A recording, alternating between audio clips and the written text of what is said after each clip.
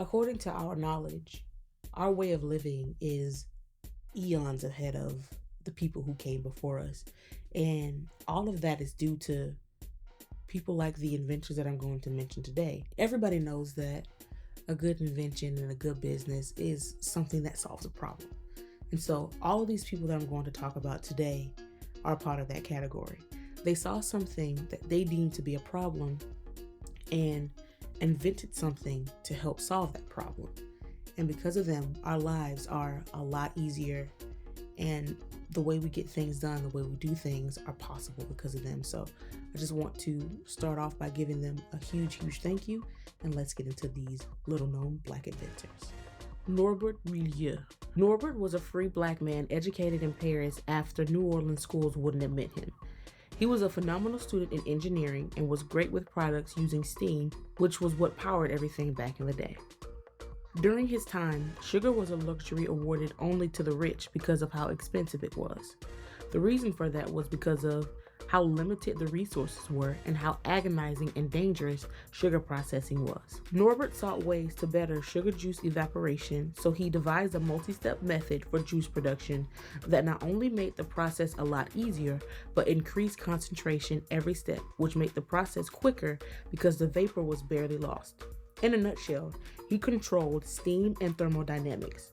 The invention is called the multiple effect evaporator and is now used in many different industries such as food processing, chemicals, and pharmaceuticals.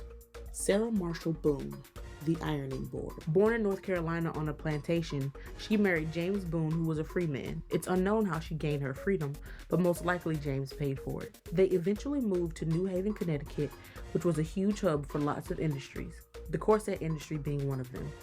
Boone herself was a dressmaker and decided to find a better way to iron tight clothing. This may seem like a small invention today, but it revolutionized the fashion industry when it was first created. The ironing process was a hassle but necessary to draw in clients for designers. The old process was arranging a long rectangular plank on two chairs.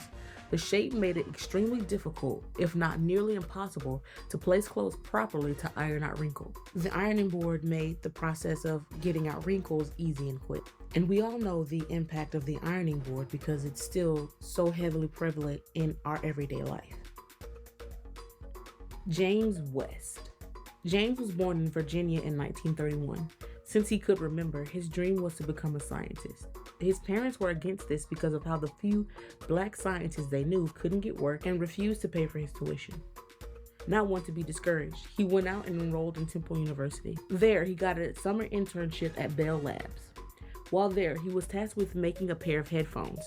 We're not going to get into the specifics of how he made it for the sake of time, but one day he accidentally disconnected the power supply and found that they still worked without it. Upon further research, he realized that the material he used, called mailer plastic, was able to hold a charge. From there, West used his knowledge and went on to create a microphone that removed the battery, making it possible to miniaturize them. Today, it is used in telephones, cell phones, tablets, and hearing aids.